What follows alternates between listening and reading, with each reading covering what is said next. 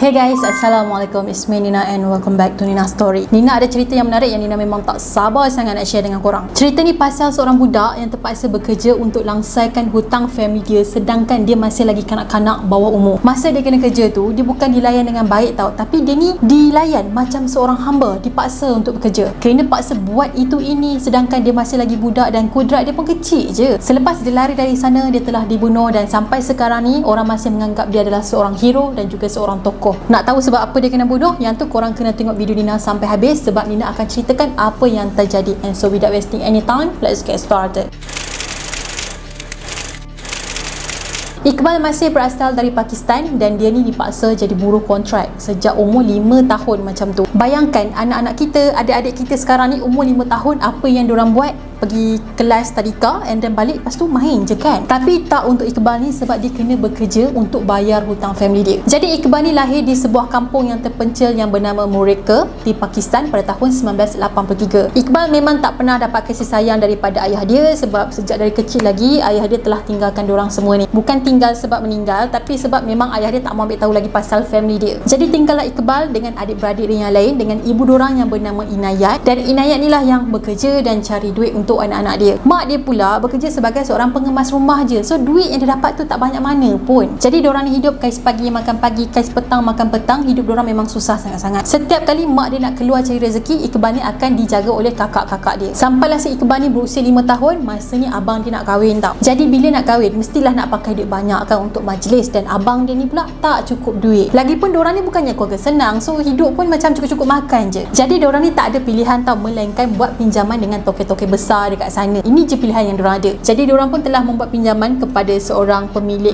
kilang karpet yang bernama Gulah. Jadi Gulah ni pula dia akan buat satu perjanjian lah dengan si peminjam tadi ataupun dengan abang si Iqbal ni. Jadi dia kata nak pinjam duit, boleh, aku boleh bagi, tapi sebagai tukarannya aku nak buruh budak untuk kerja dengan aku. So korang nak tahu tak apa yang family Iqbal ni buat? Diorang setuju dengan tukaran tadi dan Iqbal lah yang menjadi taruhan dia. Lepas dah setuju apa semua, diorang setuju nak serahkan Iqbal untuk bekerja dengan Gulah ni. Jadi Gulah ni pun bagilah duit sebanyak RM5,000 kepada keluarga Iqbal sebab abang dia nak pinjam duit banyak tu untuk berkahwin. Jadi Iqbal bekerja dengan Gulah ni dari masa umur dia 5 tahun sampailah hutang diorang tu settle. Korang imagine budak 5 tahun kena kerja dekat kilang karpet, dan dia kena kerja pun sebab apa? Sebab kena jual dengan family sendiri. Sistem pinjaman diorang ni dipanggil sebagai peshki dan sistem ni sebenarnya memang sangat-sangat tak adil lah. Lepas Gulah dapat Iqbal tadi, Iqbal ni kena kerja dengan dia selama setahun penuh tanpa gaji. Maksudnya setiap hari kena kerja non-stop, tak ada cuti. Kalau kau sakit pun kau kena kerja pula dari pagi sampai ke petang. Dalam tempoh setahun ni, jadi Iqbal ni kena belajarlah cara-cara nak menenun karpet tu macam mana. Lepas dah tempoh setahun ni habis, latihan dia pun dah habis,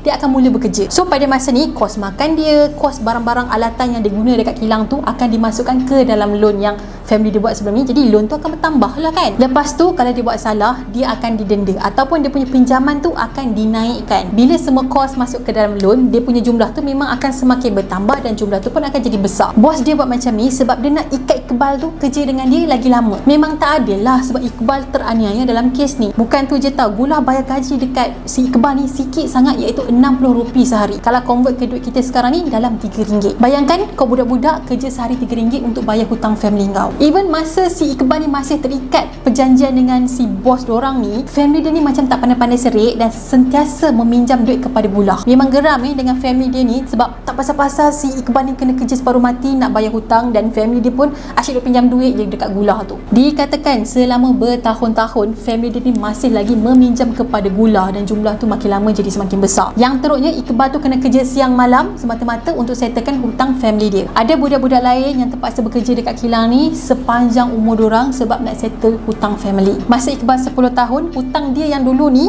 berjumlah RM5,000 sekarang dah bertambah jadi RM13,000. Sepanjang dia kerja dekat sini, dia memang kena guna kudrat dia sehabis yang mungkin. Bila dah habis kerja tu, dia pun akan balik ke bilik lah untuk tidur. Tapi si Gulah ni kejam tau, dia sanggup kejutkan si Iqbal ni tengah malam untuk sambung buat kerja. So dalam keadaan dah mengantuk, letih, tak cukup rehat, Iqbal ni tetap kena buat kerja juga walaupun masa tu dah tersengguk-sengguk. Cara Iqbal dan budak-budak lain yang kerja dekat sini sebenarnya tak berapa selesa. Sebabnya diorang ni kena duduk atas bangku kayu yang kecil dan diorang duduk dalam keadaan yang macam mencangkuk. Lepas tu diorang akan menyulam lah dengan menggunakan benang karpet tu dan membuat corak yang tertentu. Sebab karpet tu kan karpet handmade, jadi diorang memang kena guna kudrat diorang 100%. Bukan tu je, semasa budak-budak ni tengah bekerja, diorang dilarang bercakap antara satu sama lain. Kalau ada yang mengelamun semasa tengah bekerja, diorang ni akan dipukul oleh pengawal yang jaga dekat situ. Kadang kalau tak kena pukul, tangan diorang ni boleh terluka ataupun terpotong dengan mesin ataupun pisau yang diorang guna untuk potong benang. So kerja ni sebenarnya memang tak sesuai langsung untuk budak-budak sebab memang berbahaya. Benda ni hanya boleh dibuat oleh orang dewasa dan memerlukan fokus yang sangat tinggi. Macam Iqbal ni, dia kena kerja 6 hari seminggu dan satu hari tu lebih kurang 14 jam. Bilik tempat yang dia buat kerja tu memang tak selesa, panas, gelap apa semua. Sebabnya tingkap dekat bilik tu tak boleh buka. Diorang tak buka tingkap bilik tu sebab nak jaga kualiti bulu. So Iqbal ni dia akan bekerja dengan menggunakan lampu mentol yang diorang gantung dekat atas kepala dia. Lepas tu kalau ada budak-budak ni yang cuba nak lari dari sana, menangis sebab rindu family, sakit, diorang ni juga akan dihukum dan dipukul. Pukul tu pula memang pukul sungguh-sungguh dan ada yang kena rantai dekat mesin tenun tau. Bukan tu je, ada yang kena kurung dalam almari yang gelap selama berhari-hari dan ada yang digantung secara terbalik, kepala bawah, kaki ke atas. Iqbal ni memang tak pernah terlepas lah dari semua hukuman yang Nina sebut tadi. Dia dah rasa semua dah. Satu hari tu ada seorang budak ni lah sakit, dia ni demam panas dan Gullah hukum dia tau. Korang tahu tak apa yang si Gullah ni buat? Dia ikat kaki budak tu, lepas tu dia gantung dekat kipas secara terbalik. Masa ni Gullah memang marah yang teramat sangat dan dijerit dekat budak tu. Dia kata yang dia je yang boleh tentukan bila budak tu kena kerja. So maksudnya kau tak boleh sakit, kau kena kerja dan kerja dan kerja. Masa ni ramailah budak-budak yang lari balik ke rumah secara curi-curi bila Gullah tak ada kat kilang. Kadang tu diorang ni akan main je sepanjang hari tanpa fikir hukuman yang diorang ni akan kena. Dah nama pun budak-budak kan. Jadi bila diorang dah balik, esok tu Gullah ni akan datang ke rumah diorang ni dan kutip diorang bawa balik ke kilang. Dan masa kena kutip tu, dia akan pukul lah diorang ni. Lepas tu bila dah sampai dekat kilang, budak-budak ni akan dirantai selama 2 hari dan barulah dilepaskan diorang ni. Sampailah satu pagi tu pada bulan Oktober 1992, Iqbal ni lari dari kilang sebabnya dia dengar ada meeting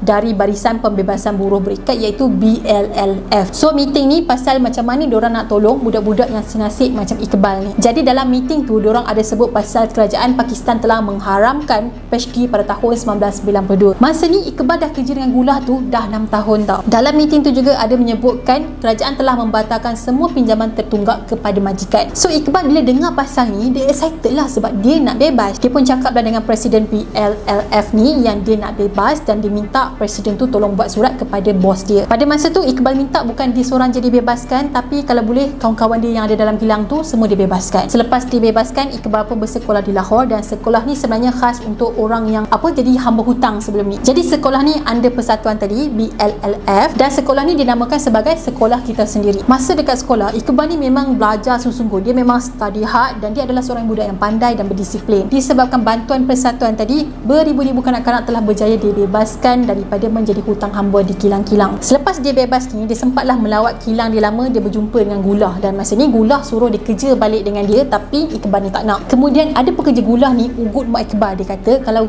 Iqbal ni tak nak kerja balik dengan diorang akan culik dia. Even Gullah sendiri pun pernah ugut kakak Iqbal ni. Dia kata jangan buat hal dengan dia, kalau tak nak dia kena bunuh. Lepas tu kisah pasal Iqbal ni makin lama mula jadi perhatian satu dunia. Pada Oktober 1994 dia pun fly ke Sweden dan menceritakan kisah hidup dia dekat sana. Banyak akhbar yang tulis tentang dia dan kisah dia pun telah diterbitkan dalam program TV. Lepas tu pada Disember 1994 pula si Iqbal ni fly ke Amerika dan dia telah mendapat anugerah dari company Reebok kerana memperjuangkan hak anak hamba. Manakala dekat Pakistan pula, geng-geng majikan ni sakit hati yang teramat sangat dengan Iqbal sebab dia duk canang kisah hidup dia dekat luar negara, dekat orang ramai. Jadi orang ramai ni akan tahu apa yang terjadi dekat Pakistan. Ada budak-budak yang disuruh bekerja. So diorang ni akan overthinking lah. Diorang akan fikir yang bisnes diorang ni akan lingkup dan takkan ada sesiapa lagi yang akan beli kapek diorang. Sampailah pada 16 April 1995, masa ni Iqbal ada dekat Pakistan dan dia spend hari dia dengan family dia. Lepas tu dia pun terjumpa dengan 2 orang sepupu dia dan diorang pun naiklah basikal bersama-sama. Satu basikal ni naik 3 orang dan diorang pun kayulah basikal menuju ke ladang bapa saudara diorang. Dalam perjalanan diorang nak ke sana, tiba-tiba Iqbal ni telah ditembak oleh seseorang dengan menggunakan senapan patah.